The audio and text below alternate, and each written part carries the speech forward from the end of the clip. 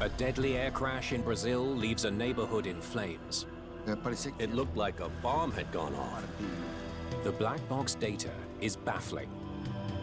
Look at engine number 2. The power is all over the place. I was amazed, because that's just not supposed to happen.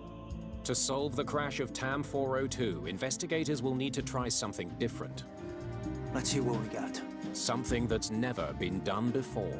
And it proved to be very revealing. Oh, no. Don't tell me.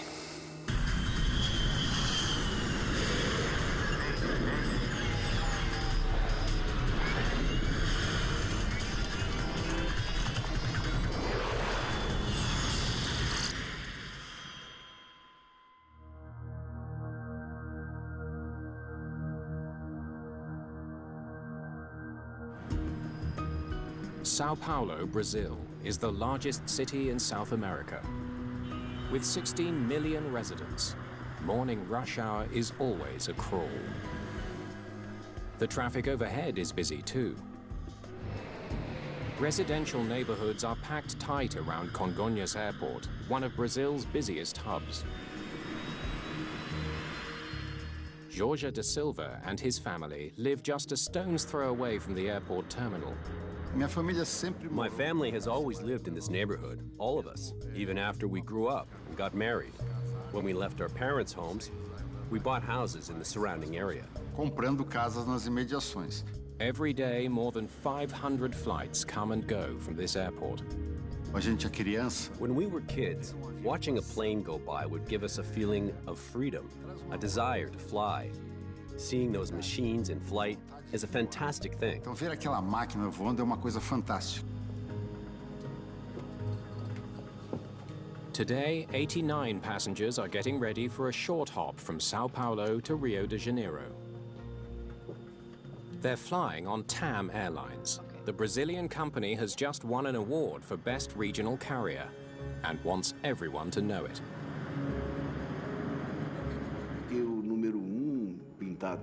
The number 1 painted on the plane was part of an ad campaign TAM had underway at the time, promoting its business and its aircraft. No problem, but I should go. I'm on board right now. Regina Lemos is a Brazilian journalist.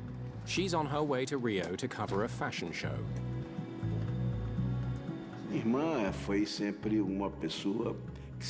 My sister was a standout in her field. She'd been an editor at Marie Claire magazine and was working on the launch of a new magazine.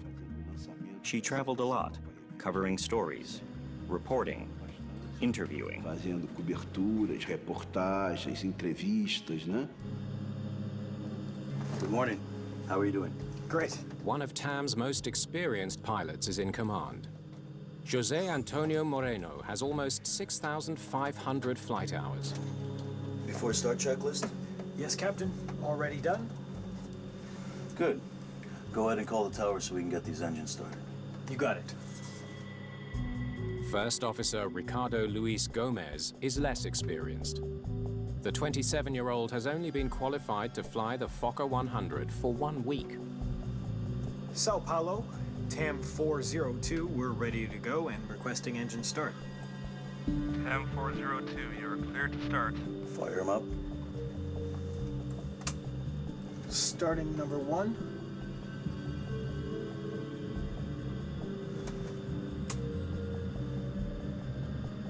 Starting engine 2. The short-haul jet is powered by twin Rolls-Royce engines. Yeah, all right, I'll put it away now. Ronaldo Jenkins is not only Regina's brother, he's also an aviation expert. It's a short flight, 35 minutes normally, from Sao Paulo to Rio, and you have approximately 5 flights every hour, so it's a very busy route. TAM 402, you're cleared for takeoff, runway 17 right. Okay, here we go. Takeoff thrust. It's 8:26 a.m. Flight 402 is underway. Well, as we roll down the runway, we typically will accelerate the aircraft to a point that we call V1. That is a decision speed at which the flight crew makes the decision to either reject the takeoff, that is to abort the takeoff, or continue it with the amount of runway remaining. As they accelerate down the runway, the crew gets a warning. Hey, this is what? It's out, see? The auto throttle is out. A single chime warning is really of no consequence during the takeoff roll.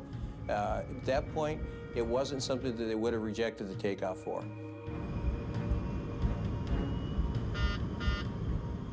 Two more beeps tell them the problem is affecting their other engine as well. The auto throttle is out. Manual thrust. They'll have to adjust engine power by hand. They could certainly continue the takeoff in the manual mode. Nothing to be alarmed with at that point.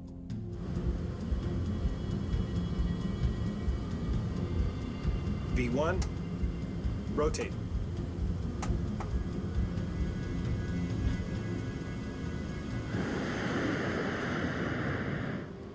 It seems like a routine takeoff. At that moment, the aircraft's climbing, the nose attitude of the aircraft is raising, the aircraft is accelerating, and the altitude is increasing. Those are all good, positive parameters.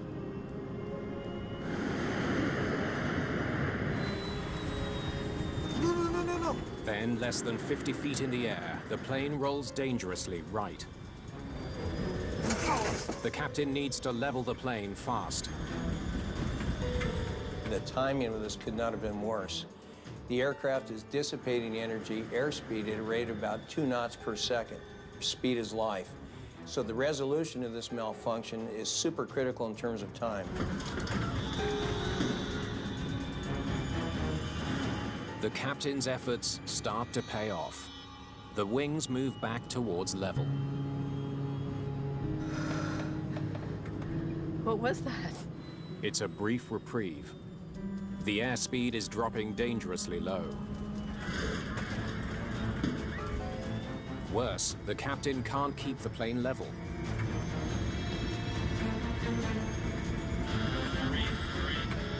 It has to be an absolutely sick feeling for that flight crew at that point.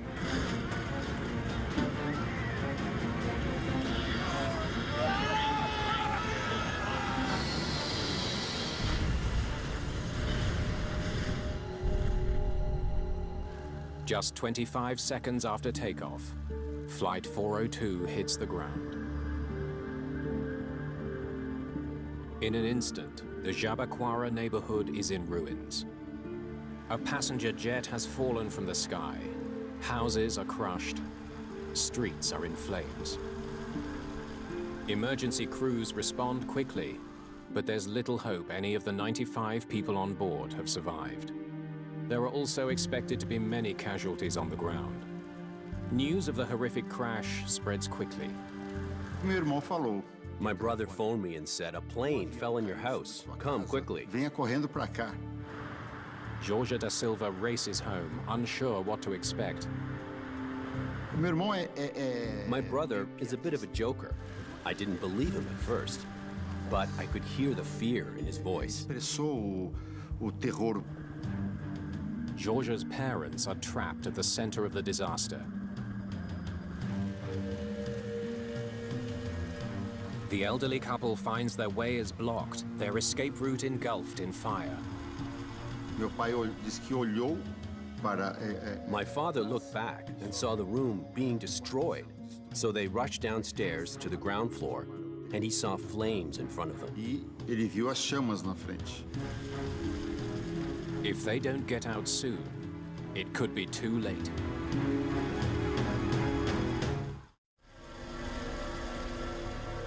Jorge da Silva arrives home to a scene of devastation. His neighborhood is in flames, and he has no idea if his parents are alive or dead. My parents! Have you seen them? It looked like a bomb had gone off. There was fire burning throughout the whole street. Tall flames, lots of smoke, and twisted metal. It was terrible. Like something I'd only ever seen in war movies. Cenários de guerra. The plane's jet fuel has ignited an inferno. Ainda havia como uma. There was a river of fire, a line of flames down the middle of the street, burning all the parked cars. It was hard to believe it was real, that it was actually happening. The Da Silvas make a narrow escape out of the back of their house. They are later reunited with their family. It was a very emotional moment that's difficult to describe. In a short time, I went from a sensation of having lost them, that they were dead, to having found them again. That was a rebirth. It was fantastic.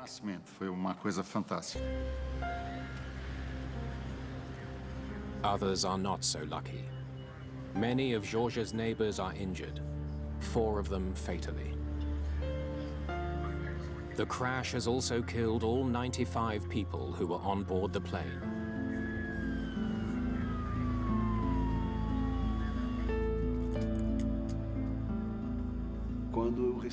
I got a call from my son saying that he'd seen on TV that Regina, my sister, was on the plane. I knew there were no survivors. That's when I realized she was dead.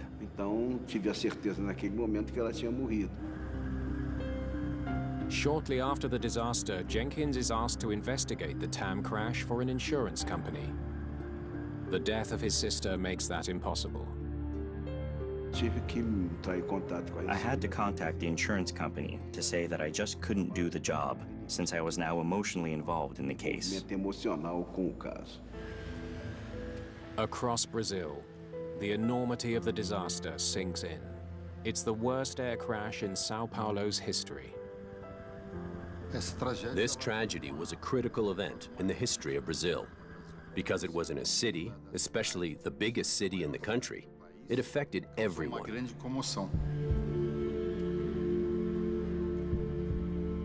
Air crash investigators from the Brazilian Air Force arrive at the crash site. Major Carlos da Conceição leads the team. When I got there, it was really a scene of total devastation. The plane took down everything in its path. Houses, cars, everything. It was like a war zone.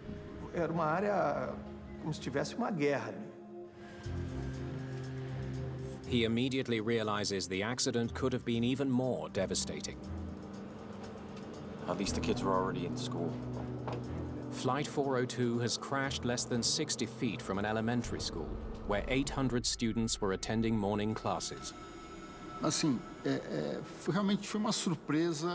It was truly surprising that the streets were empty and there were so few victims.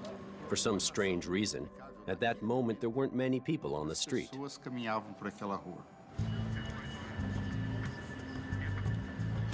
Take your time. We don't want to miss anything.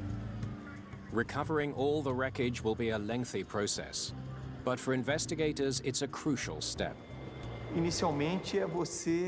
First of all, you have to find the pieces of the aircraft. The engines, landing gear, the right wing, the left wing, the tail section. Is the airplane all there?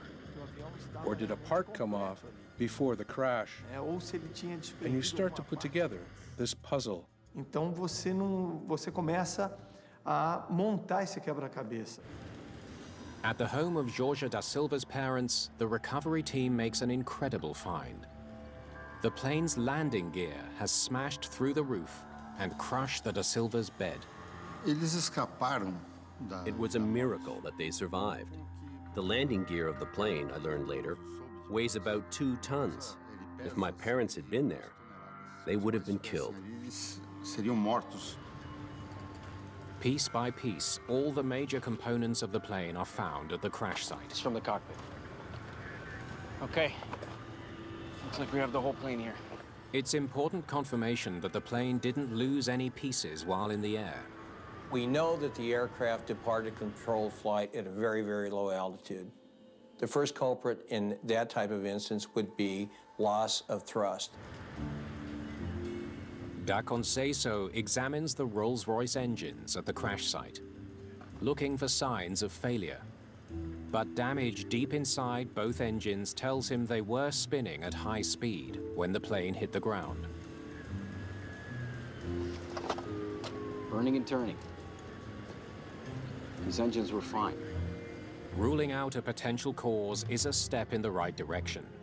But investigators will need more evidence before they can zero in on what brought down Flight 402. We're gonna head maybe just over there. Can you keep those people back, please? Onlookers crowd the São Paulo crash site where 99 people lost their lives. The city has declared 3 days of mourning. Brazil's president pledges a safety review of all city airports. The pressure for answers is intense. It was the first time I had ever investigated a crash like this, and it was really very difficult. Muito difícil. Okay, so it was definitely rolling right, like this. Witnesses tell investigators the plane was banking steeply to the right just before the crash. Anytime you have witness statements that describe the aircraft rolling or pitching or observation of any moving flight control surface, it perks the interest of the investigator. Shattered wreckage at the Jabaquara crash site confirms the witness statements. A asa direita ficou cravada em prédio. The right wing was found stuck in a building. The aircraft sliced into it at an angle, like a knife. Na faca. A steep right roll would have caused the wings to lose lift and put the plane into a dive. But why was the plane rolling so steeply?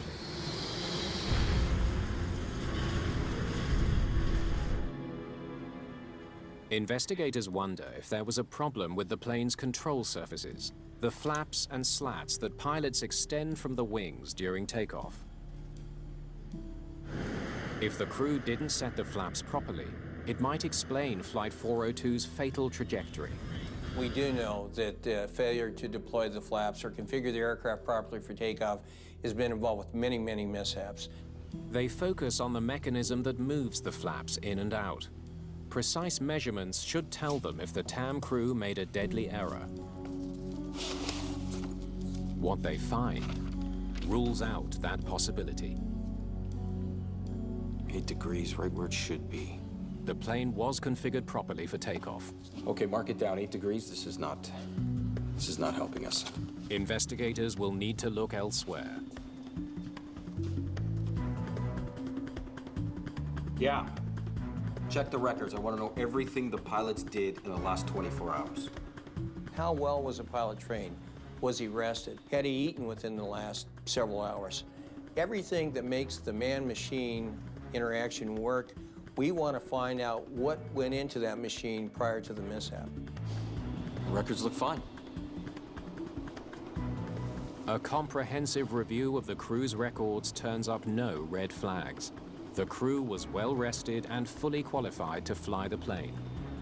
A good investigator will take every bit of evidence he can put together and make a puzzle and fit the piece of the puzzle so it fits the scenario rather than the scenario trying to fit the malfunction. Investigators hope the black boxes will fill in some missing pieces.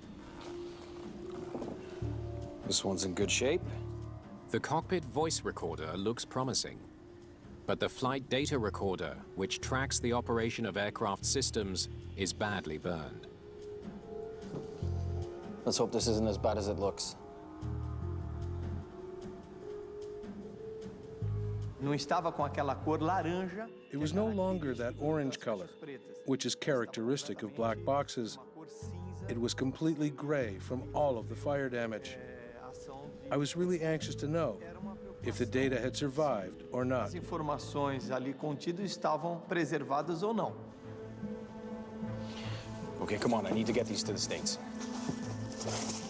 Brazil doesn't have a lab equipped to analyze the damaged recorder, so they need to be sent somewhere that does. It was a U.S. manufactured flight recorder, so it was obvious to bring the recorder to the United States for analysis. Dennis Grossi is quickly recruited to the team. He's an investigator with the National Transportation Safety Board. Thanks for your help on this one. Of course. Sure. Happy to help. He's also one of the world's leading experts on flight recorders. Let's see if this all worked like it's supposed to. But with this recorder, he faces a new challenge. It's a digital device. And in 1996, digital technology is not very common. We had a long experience with tape recorders, but we had no experience with solid-state recorders. And it was heavily fire damaged. So we thought it was prudent to take it to the manufacturer to use their expertise in opening it and accessing the solid-state memory.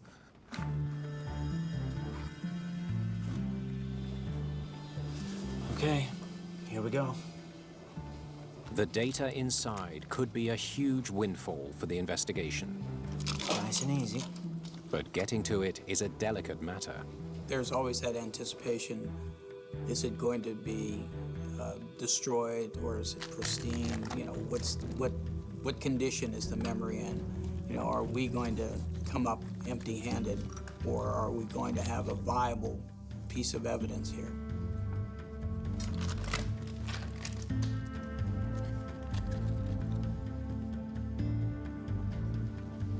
Looks promising.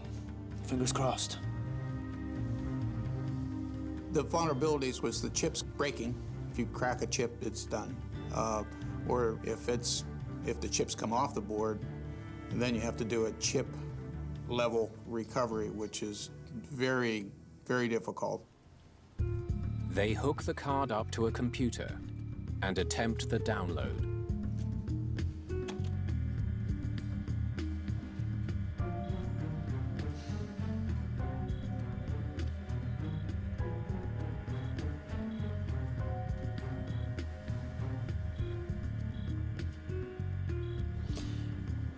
Does it always take this long?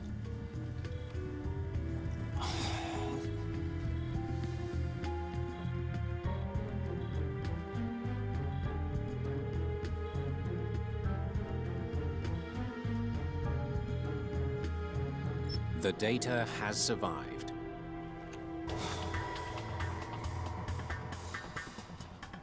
Never had a moment's doubt. The fire protection and the crash impact protection worked. We were very happy at that point. All of Brazil wants to know why Flight 402 crashed. Somewhere in the downloaded data, investigators may now have the answer. It's been 3 days since TAM Flight 402 crashed on takeoff. Now, with the help of black box data, investigators may soon know why.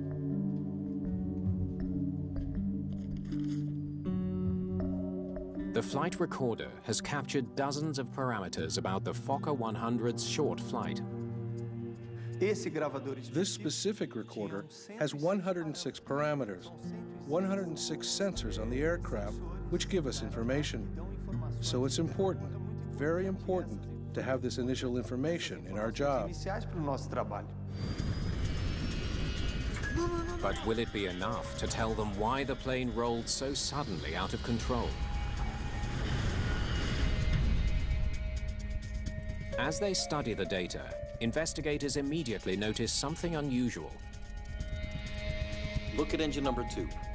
The power's all over the place. The fact that the thrust was increasing and decreasing, increasing, decreasing, and then finally full thrust was very confusing. Why would this happen? After fluctuating several times, the engine finally reaches full power, the usual setting for takeoff. It wasn't clear exactly what was causing this. Could it be an automated system that was malfunctioning and causing this to happen? Or was it some crew activity? Can you bring up all the data on the thrust reversers? There's another parameter investigators are eager to see. Okay, so you saw something moving at the back of the engine.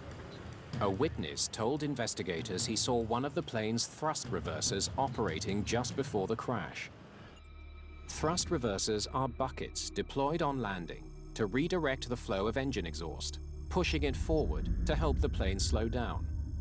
Pilots never use them in the air. Witnesses saw that the buckets opening and closing, and then finally opening. This was a real surprise to everyone, because the reverser is an aerodynamic brake which is used on landing. Why would it open during takeoff? If a thrust reverser did somehow deploy in flight, it could easily cause the type of steep right roll that doomed Flight 402. For investigators, witness accounts aren't enough. They need hard evidence. They soon find it in the flight data. There. Just after takeoff, the right thrust reverser moves back and forth twice and then stays in the dangerous deployed position.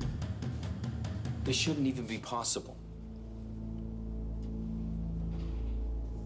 I was amazed, because that's just not supposed to happen, especially in a critical phase of flight like takeoff. The thrust reverser system includes a safety feature designed to prevent accidental deployment in the air. The plane's wheels must be firmly on the ground before the buckets will open. There's a switch called a weight on wheel switch that once it was compressed, once the aircraft touched down, would allow the pilots to manually open the thrust reversers. That was by design. Airlines all over the world fly Fokker airplanes. If there's a design flaw in the reverser system, the lives of thousands of passengers could be in danger. It's extremely important that the operators know of any malfunctions so they may apply that knowledge to how they're operating their particular fleet. American Airlines, U.S. Airways were big operators of the F-100. It was critical that information was disseminated worldwide to all the operators. Investigators test the actuators that move the reversers, looking for a failure that might explain why one of them opened during flight. But there's no sign of any malfunction. The movement of the thrust reversers was a big mystery at first. They also test the electronics that detect when the plane's wheels are safely on the ground. They need to check every circuit. The exhaustive effort pays off with the discovery of a faulty sensor. It was failing intermittently, signaling the reverser to open and close.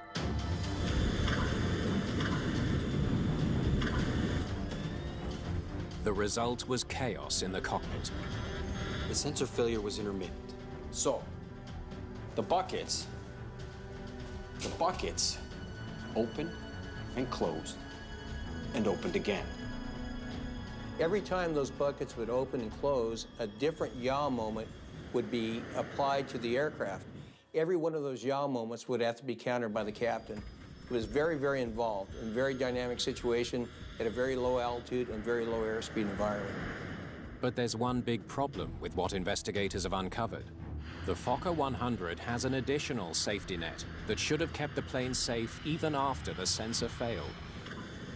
If a faulty thrust reverser deploys on takeoff, power to the affected engine is supposed to drop to idle automatically to prevent the reverser from acting as a brake.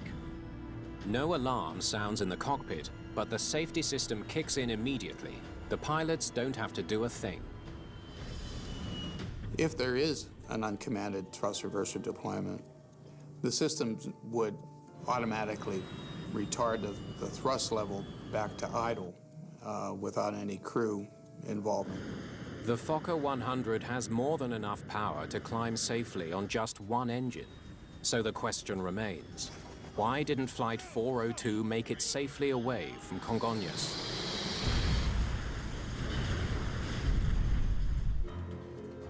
Okay, go ahead, please.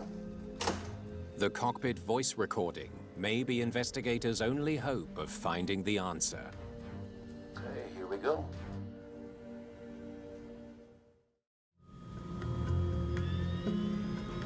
Takeoff thrust. Green for takeoff. Investigators listen intently to the sounds captured in the cockpit of Flight 402.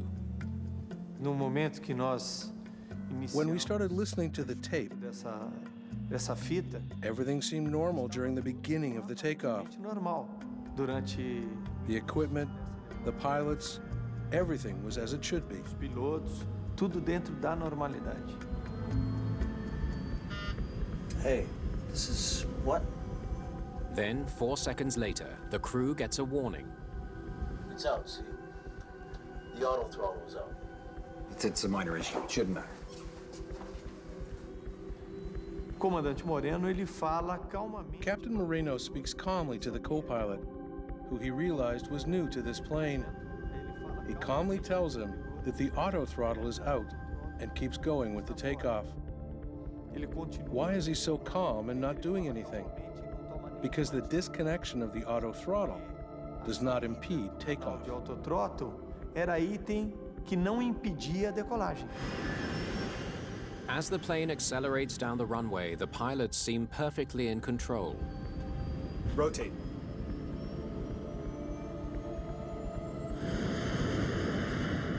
But not long after liftoff, the mood in the cockpit changes dramatically.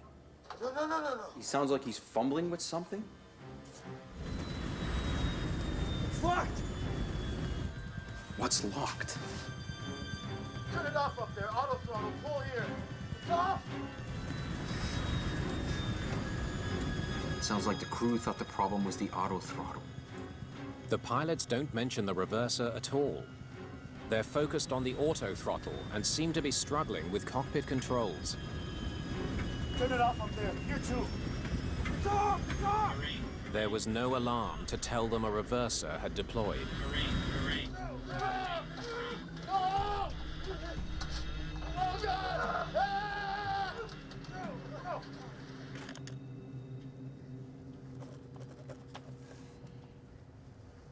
Those guys had no idea what was going on. It's clear to investigators that the crew was confused, but they still don't know what the crew was doing in those crucial last seconds. You want to get clear what in fact happened so that this won't happen again. To build a more detailed picture, Dennis Grossi tries something new. He combines the flight data with the cockpit voice recording to create a real-time animation of the flight. Okay. Takeoff speed was 127 knots. It's something that, at that point, the NTSB had never done, and it proved to be very revealing. Let's see what we got.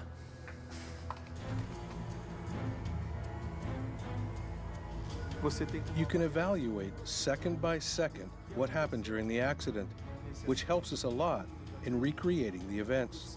Real do que aconteceu. The new animation reveals an astounding detail about how the crew reacted when the reverser deployed. No. It's locked. Hold it. He must be reacting to the movement of the thrust lever. No. The automation just moved it to idle, just like it's supposed to. The sudden loss of thrust in the right engine indicates that the safety system responded correctly when the reverser deployed. Turn it off up there. Auto throttle. Pull here. It's off. But the pilots misinterpret the lever's movement. Oh no. Don't tell me. They think it's a malfunction, that a faulty auto throttle is cutting engine power. Tragically, they try to override the system. I think the first officer is deliberately putting the engine back to full power. They, in fact, had ended up with the thrust reverser fully open and with full thrust on that engine where the thrust reversers were open. Turn it off up there. You too. It's off. It's off. With one engine at full forward power and the other in full reverse, the plane quickly rolls uncontrollably into a fatal dive.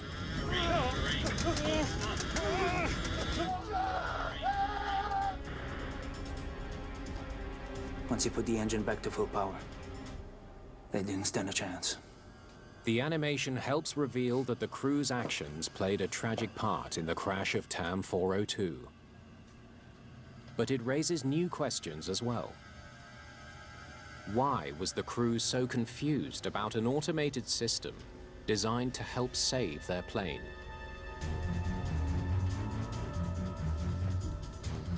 There's still a missing piece to this puzzle. The thought came, why? How did this happen? How did the crew not understand what was happening to them?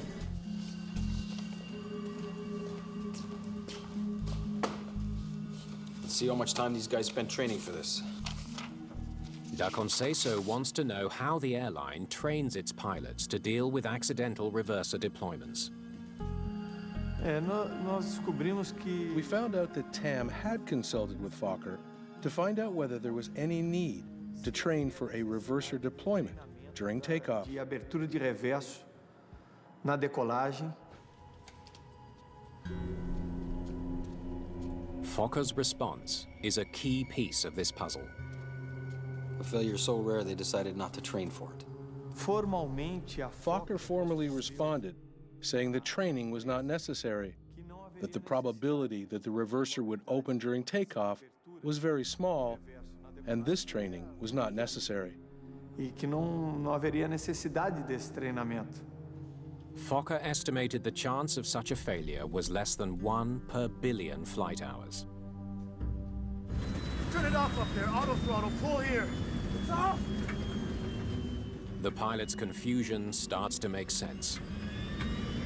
For the crew not to know that the thrust reverser deployment would in fact pull the throttle back, in this case, that lack of training really put the flight crew in a bad situation.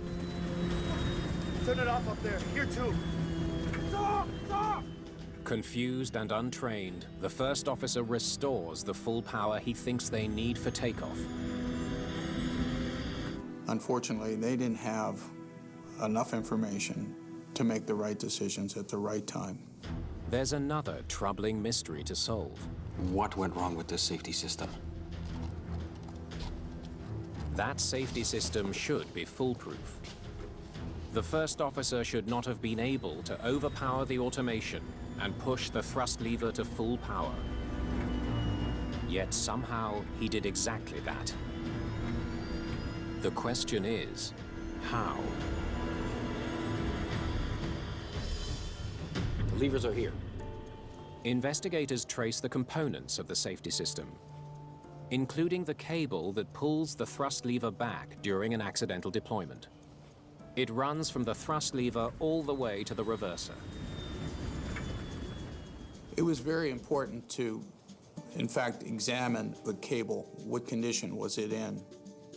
And seeing why their throttles behaved the way they did and the thrust behaved the way it did. This connects to the faulty reverser. The cable is in good condition, except for one problem. It has come apart at a connection point. It's a baffling discovery. The cable is designed to withstand an overwhelming 632 pounds of force. I don't see how a pilot could pull that hard.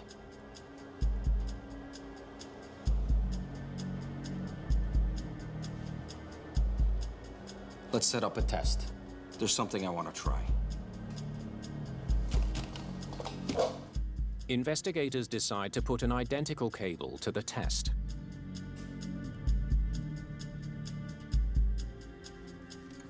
They pull against the cable from both ends, not only where it connects to the thrust levers, but also from the opposite end, where it attaches to the thrust reverser. They'll soon know exactly how strong the cable system really is. The safety cable system from the Fokker 100 strains as it's pulled apart with more and more force. Then, at over 900 pounds of force, it can take no more. The cable actually failed at a quick disconnect that was supplied to allow for maintenance, so you could disconnect and reconnect fairly fast. And that actually turned out to be the weak point in the system. But even with the weak link, the cable withstood more force than the first officer alone could have applied. Then in terms of design limits, one of the first questions I would have is, how were they exceeded? How did this component actually fail? Investigators propose an astonishing new hypothesis to explain what happened. It began with the electrical failure. A failed sensor disables the lock on the right side thrust reverser. The auto throttle disconnects so that the safety system can assume control of engine power.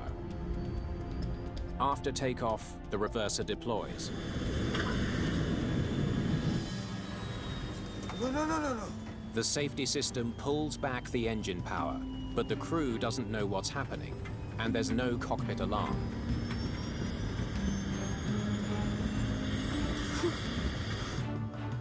Turn it off up there. Gear 2. It's off! It's off!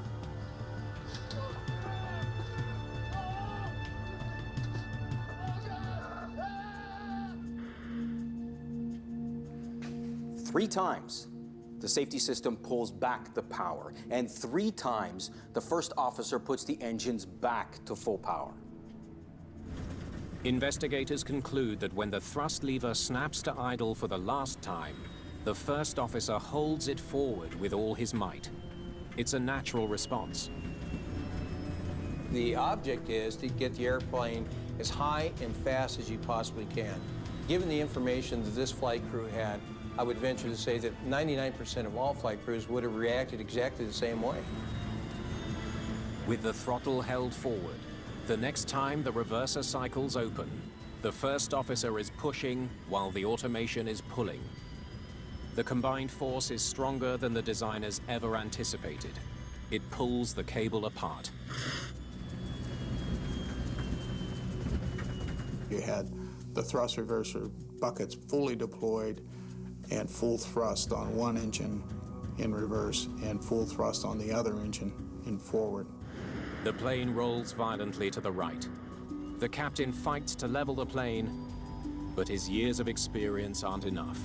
Once the cable breaks, the accident is inevitable. Era irreversível o acidente.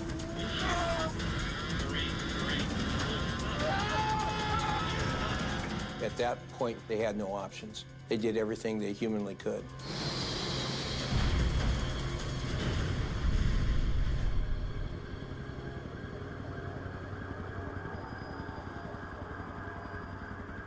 Investigators conclude the crash was caused by a rare combination of failures, all of them contributing to an accident that should have been impossible. The first thing to learn from this investigation is that nothing is fail-safe. We need to have guidelines, information, and training to help pilots respond to an emergency situation, no matter how unlikely that emergency might be. Embora sejam remotos, mas eles podem acontecer. After the crash, TAM Airlines added new training to teach its pilots how to respond if a reverser deploys during takeoff. Fokker improved its thrust reverser system. They also modified the cockpit alarm so that pilots will now get a warning if a reverser deploys on takeoff. An investigation from which nothing is learned has no value. The importance is in learning and improving what we do. Whenever we investigate accidents, we are always searching to understand why. We want to try and make sure such accidents never happen again. Prevenir outros acidentes.